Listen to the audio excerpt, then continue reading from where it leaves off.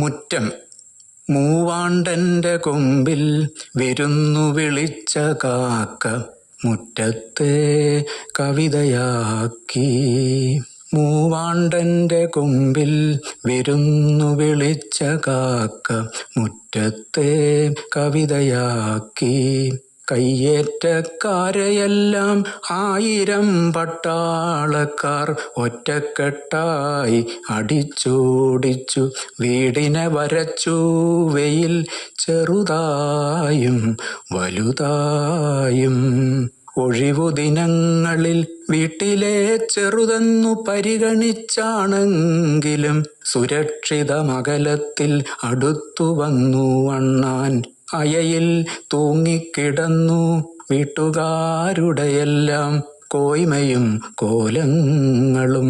മുറ്റം കവിതയാകുന്നത് ഇതുകൊണ്ടു മാത്രമോ?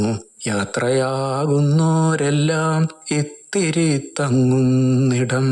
മുറ്റം കവിതയാകുന്നത് ഇതുകൊണ്ടു മാത്രമോ? യാത്രയാകുന്നോരെല്ലാം ഇത്തിരി തങ്ങുന്നിടം.